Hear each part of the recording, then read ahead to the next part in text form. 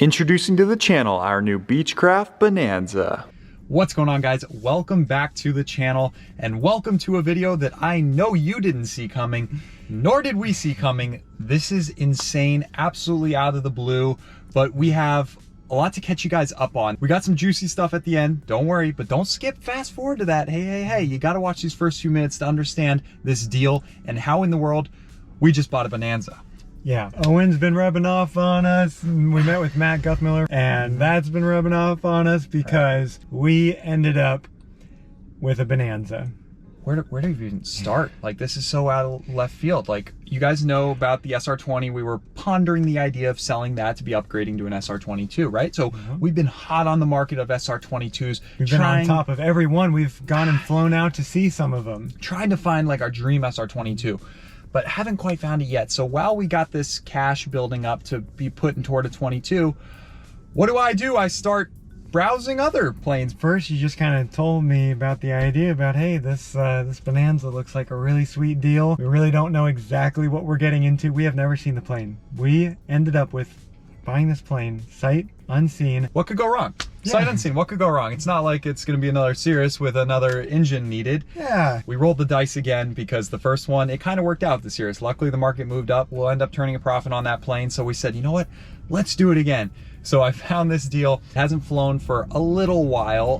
Basically it's out of annual because some unexpected crazy life emergencies came up. They knew it wouldn't be flying, so they just put it in the hangar. They started it up every month. You know, they did the run-ups. It's been well maintained while on the ground. The first thing when we bought the plane, we had an annual done where it was being stored over in Texas, and that just finished up today. And then Owen picked it up today, and he's flying out to Scottsdale with it right now.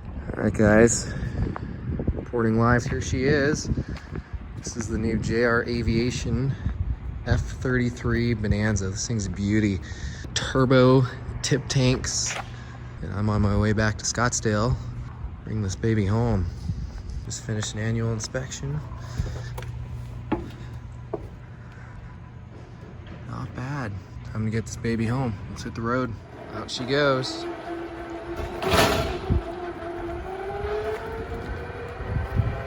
Oh, she looks so beautiful out here. 35 hours of labor to go through all the checks, go through all the new ADs that came out. Sure enough, there was one a year ago that came out, so they had to put in a new aileron cable this morning and a couple other things and go through everything. Let's tell you a little bit about the plane. So it passed the annual, no problem, just need a couple little things. It is a pretty plane. Not only is it an F33 with tip tanks, but it also has a nearly new paint job. Gold and blue, and it looks sharp. This plane is stunning on the exterior.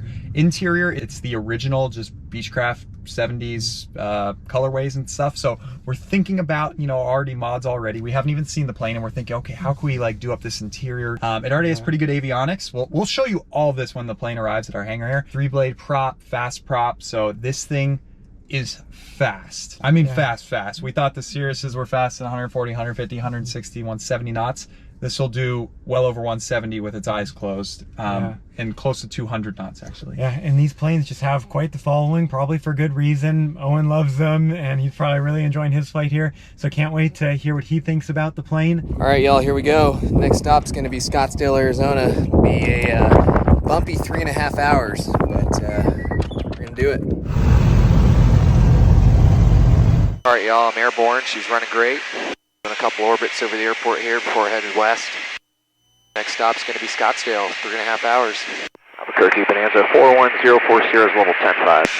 Bonanza 14, correction, Bonanza 4140, Center Roger. The climb corner altimeter is 3025. 25, pretty bumpy ride here at 10-5 on my way to Scottsdale. We'll see. Owen will probably try to talk us into keeping it forever and it being a great forever plane. And let us know what you guys think. That's where we need your guys' help. You guys have been great on the past videos in the comment section. Comment if you know Bonanzas, good things, bad things, what your advice would be to us. Again, we didn't buy it to go training on a Bonanza. We just bought it because it was a good deal and we could get Owen in on it. Owen actually put up some money too, so it's like a little partnership there. What's up, JR Aviation? Up here at 10-5. Pull the power back a little bit. Just don't want to stress the airframe too much. Pretty bumpy ride. Had to deviate around some weather back there, but we're back on course direct Scottsdale, showing about 45 minutes. you can see the sweat. It is so hot. I was just looking at my phone because Owen texted. He's like, guys, I need waters right when I land. It is hotter than heck up here. It is currently, according to the Tesla, 118 degrees. And we're in the shade. Currently a heat wave going on. So Owen picked it up in Texas. It was over 100 degrees. Not the best time to be flying these planes, but if we do, stay tuned for the next video. It'll be the first flight with that plane. Yeah. We're gonna have to wake up at like 6 a.m. to beat the heat, but that's gonna be an amazing video. So subscribe if you're not already. Oh boy, can't wait to see this thing. Big purchase to make sight unseen. This was more expensive than our SR20 sight unseen purchase. Yeah, so this could either be a huge home run or a very expensive learning lesson. We're about to find out just how nice or not nice this plane is. Oh, just buzz. 1 minute away. All right, get the camera. Let's go. All right, here we go. He's coming over those mountains in just a moment. Wow, look at this. So here are the planes that unfortunately have the rough life of sitting outside in the sun. Really cooked. I mean, just years of 120 degree summers is not gonna do well for your paint. So we're really fortunate that this Bonanza has been always stored inside of a hangar, and it has that recent paint job at a reputable shop that did it, so it looks just drop dead gorgeous. Can't wait to see it in our hangar. No way, there he is doing a flyover. Oh no, it's blurry. It's blurry. Wow, that looked good. Just giving us a fun flyover. A Challenger 300 is holding short over there, and they're letting Owen land. There he is, yes! Come on, first landing. Perfect. Oh, I expect nothing less from the Bonanza expert himself. If you guys don't know Owen, he's one of our best friends. You got to follow him on Instagram at FlyWithOwen. He posts all sorts of awesome content. He now flies Gulfstreams. He doesn't just do Gulfstreams now. I mean, that's the cool part of his job, but he also flies every sort of Cessna, Bonanza, all that stuff you can imagine. So that's why he's the perfect friend for this job, and we're happy that, you know, the plane's in his hands. So let's go check it out. Oh, he needs us to open up the gate. Oh, lordy. Okay, go. He just got in the gate, I think. Boom, boom, boom. He should be right. There he is. Oh my goodness, this is so exciting. Christian's gonna open up the hangar and we're gonna park it inside for the first time. IO 520BB turbo normalized. This thing's a beast. Oh yeah.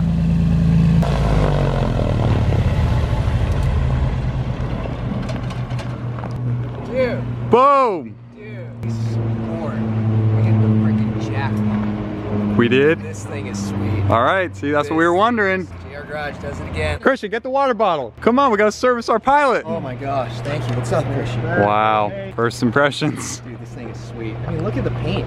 It's just so clean. Dude, it's so nice. It's not even been washed. You were going fast at sometimes. Flight Aware put you up to like 188 knots at one There point. was some times where I was moving along pretty good, which is, you know, going west is not normal. Right. This thing definitely helps with the turbo. I'll show you guys tomorrow how to work it, but basically, you kind of run this thing wide open throttle, landed peak, and it just goes. So I was at 10.5 and I was getting sea level power, so. And you said only 14 gallons per hour. 14 gallons per hour. That's not landed bad. peak. This thing's a beast. You're gonna love it. Wow. Big baggage door. Some have only the small one, which is tiny. Yeah, this is huge. This is the big one, which is a nice option. Okay, first impressions. Wow. Here we are. So here's some of those avionics I was talking about. We got the GMX 200 coupled with the GNS 480. This is actually a really good setup. It's not like the latest and greatest. This was like the best thing money could buy in, like, I think the mid 2000s. Of course, it's been replaced by newer Garmin units, but they cost a small fortune. So a lot of people like to run these instead. So first time using the 480, right? Was it? First time really playing around with it. Pretty Okay. straightforward. Yeah. We'll dig into it more tomorrow, but this thing's got so many extras that are going to be hot for resale. Cool. Tip tanks, the turbo, the package we have up here, the scimitar prop. There she is. All right. Ooh, I can go to work with some engine bay cleaning. Oh, dude, it needs it. Perfect. I'll make this look brand new. One way to tell if it's turbo normalized is it only has one exhaust pipe. See how this has got one and not one out the other side? Whereas a normal F33 would have two. One downpipe off turbo. Yep, see? None over here. This is where the other one would have normally come. Yeah, you're right, huh? And now there's nothing. So that's a good telltale way to see if at like a plane show if somebody's turbocharged or not. There's a new oil filter back there. The compressions are fantastic, all in the like mid to upper 70s, like great numbers there. Owen said all the fuel flows and all the temps were spot on, so this thing is healthy. Well guys, there you have it. We just finished up dinner and Owen immediately went went to bed because we're going flying tomorrow, so he needs to recharge. He's had a very long day. Yeah, he actually had to catch a 6 a.m. flight to catch another connection to make it into remote Texas where this plane came from. So we put in some extra time tonight, as any new owner of a plane would do. And so we went through the interior, vacuumed the carpets, and just detailed and wiped down all the trim panels and everything. The exterior though is still to be tackled, and it's really weird. The plane is dirty, it's been sitting for a while, and yet some of the paint is like as smooth as a baby's bottom, but in other spots you can tell that it's really dirty and it hasn't been washed. It looks super shiny and glossy. Yeah, if you look, it's actually really dirty, but from afar, it looks incredible. It just goes to show how nice, you know, the nice condition of this paint. Really fresh paint job. I love the two-tone. Comment, what do you guys think of the gold and the blue? I think it looks really classy. How do we bring this paint scheme into the interior a little bit? With the gold on the outside and with the tan leather headliner and things, we want to do some sort of like a tan interior, maybe like a tan and a brown two-tone. I'm not sure if we do something with the interior. Comment down below what you would think would be a good design. I was actually calling around to a couple shops and everybody referred me to Aviation Creations over at Deer Valley, local shop, and apparently they do some sick custom one-off interiors. So if we did do something, we would want to spice it up and do like some diamond stitching and like a custom one-of-a-kind interior. We'll be up early, so we got to go to bed, but comment down below what you think of the new plane. No, it was not clickbait. This is real. We just bought a Beechcraft Bonanza, and it is even nicer than we thought. For anybody thinking like, oh, it's cheap because it doesn't have any logs and it's missing all the ADs and it's probably missing the provenance and all that stuff. No, I just spent an hour and a half flipping through the insane amount of records with all the STCs, all the weight and balances, all the 337s, all the AD compliances of every single AD.